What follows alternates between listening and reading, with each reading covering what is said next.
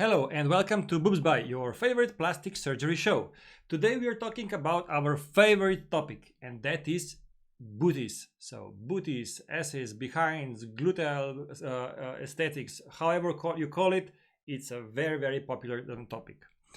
I will. The trend of this gluteal aesthetics became obvious in the last maybe 10 years, not before.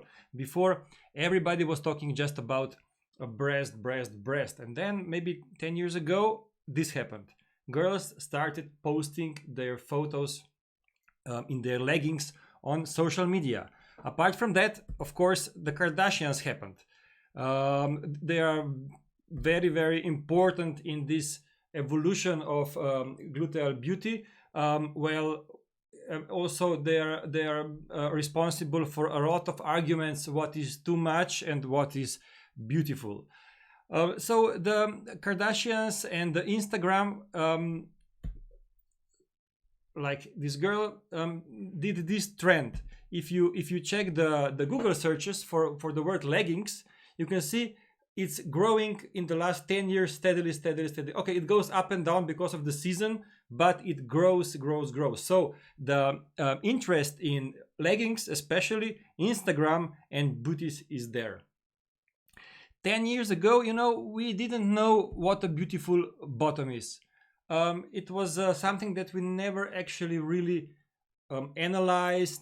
We never actually spoke about on conferences. There were surgeons doing something about it, but really nothing specific.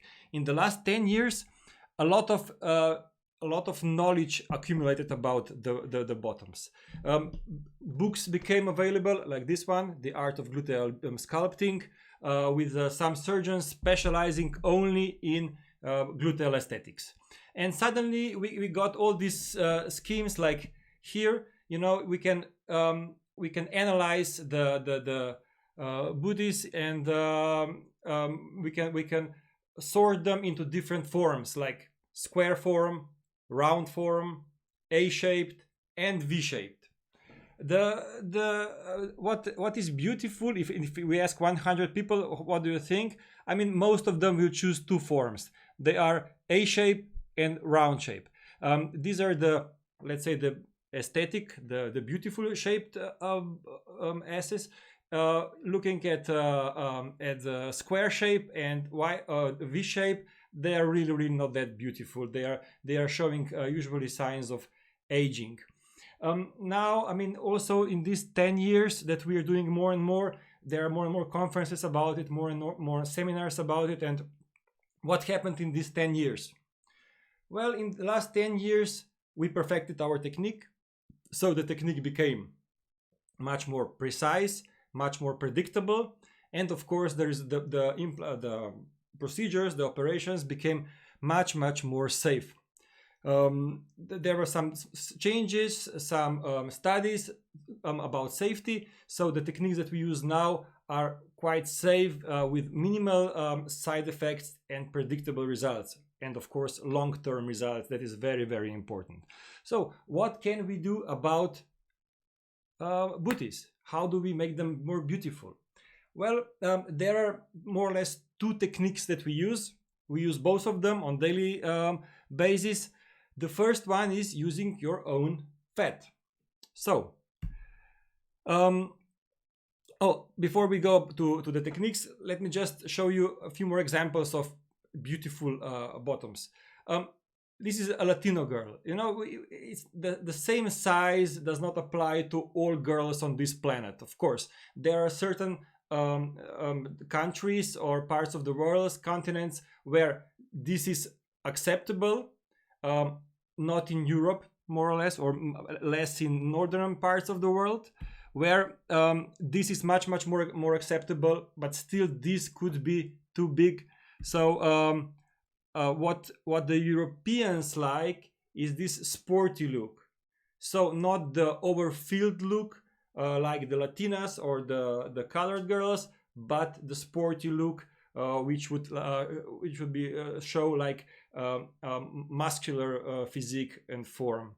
And something like this is what the girls in our, let's say, environment, in our countries around us desire. So a nice skinny but formed bottom. So speaking about techniques, I mean, this is what we get when we from into our operating room. Far from ideal, of course, but also, you know, women do not want perfect result, or don't expect perfect results, because they know there are of course many things to correct, and of course many times it's quite impossible. So what we do, as I said before, the technique that is mostly used and is also, in my opinion, the best technique to sculpt the bottom is this, using fat. So I spoke yesterday about liposuction. So this technique consists of two procedures. First is liposuction. So we aspirate fat, we remove fat from certain areas of the body. So then we keep it in containers like this one, and then we prepare it, wash it, and then we inject it back into the body. This way we can remove fat from the parts with the excess of fat, and of course inject it where it's needed. This way we can correct two ways. One, by removal of excess, and two, by filling up the areas that are empty. So this is like quite a typical case. You know, the body looking from behind during aging becomes straight. So the lower back area becomes too wide, and the hips stay narrow, or even sometimes women lose some fat and become more narrow than before. So what you get is a straight body without any real shape. So what we do in the upper area, like here, we remove the excess of fat, of course, and then we use it in the lower part, like here, to make the shape with the feminine form. So hourglass shape with the narrow hips, or narrow stomach area, and nice wide hips, of course without exaggerating. This is another case of excess fat in the lumbal area with a nice liposuction. Even the liposuction creates a nice booty, you know, because it creates the difference in circumference between the stomach area and the hip area. But then adding some fat to the hips area even makes this ratio even bigger, so makes the nice hourglass form. The amount of fat we usually use in these procedures is about let's say 500 milliliters per side. Sometimes a little bit more, sometimes a little bit less, but that is more or less the amount we need. To get, let's say, 1 liter of fat to make the gluteal part, we need to aspirate to take about 1.5 liters of fat. So we need quite some fat, quite a lot of volume to make the gluteal area. I mean, if we get less, then we use less, of course. We cannot get fat from women who are extremely skinny, or maybe we get just a minimal amount, but we use all of that, of course, to make the parts that need it. Here's another similar case with the excess of fat in the lumbal area. So lower back area is too full, and of course the gluteal area is narrow or is not shaped. So doing some liposuction in the upper part, moving the fat downwards to the gluteal area, makes this shape nice and of course shaped. I mean, in this nice hourglass form. The fat that we use stays there forever, but not all of it, of course. Some of the fat gets absorbed. So we usually say half of the fat will be absorbed and half will stay. This is, of course, very, very individual. There are women where the majority of fat will remain, and there are other where the fat gets absorbed. So what the amount of fat that will stay is never 100% sure, but we usually say like half of the fat will stay, the rest will go away. So we do a little bit of overcorrection, like in this case. as you can see, this looks a little bit unnatural, but this is only the beginning. After a few months, when the volume settles, it will become nice and round and the right shape. Alternative. Oh, okay. Yeah, the same technique can be applied also to very skinny girls like this one. I mean, in the photos, it's difficult to see. She looks perfect, of course, but you know, these are the stubborn areas here in the lumbar area, which get this stubborn fat that won't go away even with a lot of exercise and other treatments. So some liposuction here in local anesthesia, and the fat can be used in the lower area to fill it up, and immediately you can see some effect. It's not, of course, as dramatic, but these girls are extremely happy with these small results to make their body perfect, as in this case. But of course, there are other girls who have less fat or who have zero fat, and of course, then they need gluteal implants. Well, you know, we all have seen photos like this on Instagram or on internet with these huge gluteal implants under the skin, rotating and doing all sorts of deformities, you know. So the implant is something like this. And of course, technique like on this photo creates such results. In the last 10 years, we also learned a lot about gluteal implants. So nowadays, in cases like this, where there is absolutely zero fat, and actually she is active, she does a lot of exercise, the only option, the only possibility is to put in some implants. So like in this case, you can see a very skinny girl, zero fat, implants, and a result that is quite nice. It's not perfect, but you know, comparing before and after, she is extremely happy. This is another case which is a combination between the two, gluteal implants and liposuction with the BBL, so fat transfer, fat injection. These are the best cases, because you can use implants to make the form, to make the firmness of the bottom, and then use fat to blend everything around, to make nice shape, to make it nice, natural, like in this case. Of course, implants are always compromised. Implants cannot are put in a pocket behind the muscle, very deep inside the buttocks, and I mean, it's the only chance or the only location where we can put them. So this way we do enhance the volume, but we do it only in the back area. I mean, in the dorsal area, not not the sides. The sides cannot be corrected using implants. To correct the sides, we always need to use fat. Actually, no other chance.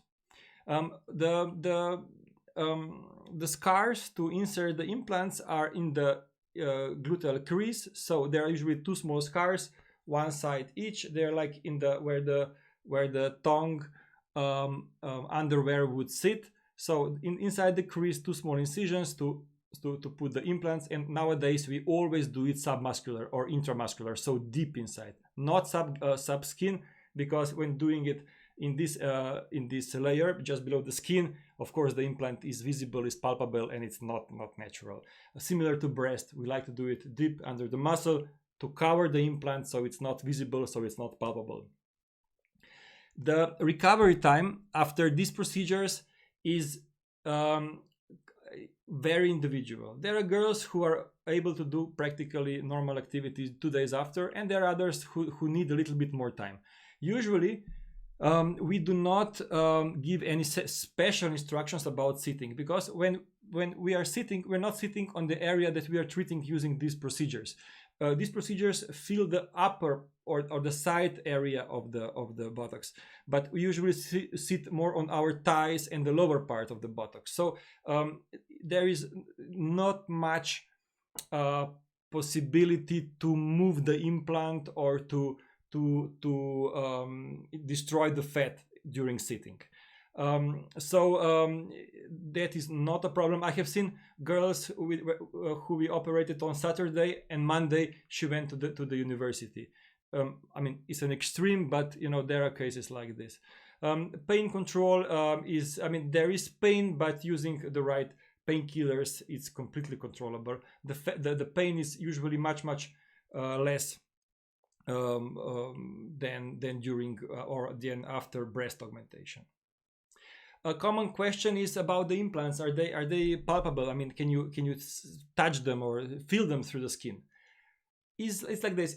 If the tissue above the implant is thick enough, so they're put under the muscle, under the fat, under the skin, they're quite unpalpable. I mean, if of course there's this amount of layer above the implant, nobody will feel them through this tissue.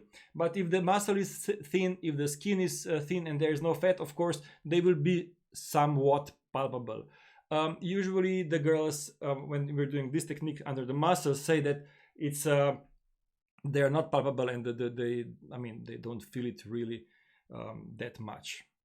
Do they move? No. The pocket under the muscle is very tight, similar to breast, and the implants will not move around or migrate, or I don't know where. What about the sport and the longevity of these operations? There is no problem doing sports, of course. Longevity is in the fat. The amount of fat that stays after 3 to 6 months will stay there in the future.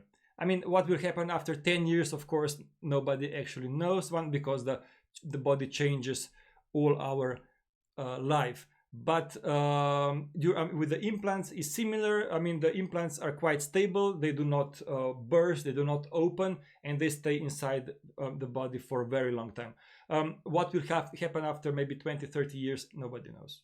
I mean, there might be some, I mean, not in the way that there could be problems with the health, but in the way that an implant might, I don't know, need to be changed, might rupture, or the tissues. This is probably the most common problem that will happen. The tissues, of course, age, and maybe the implant will become visible, or there will be other problems like tissue sagging and stuff like that.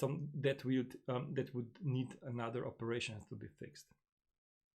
So that is booties. Thank you very much for watching, and see you next week. Okay, bye bye. Thank you.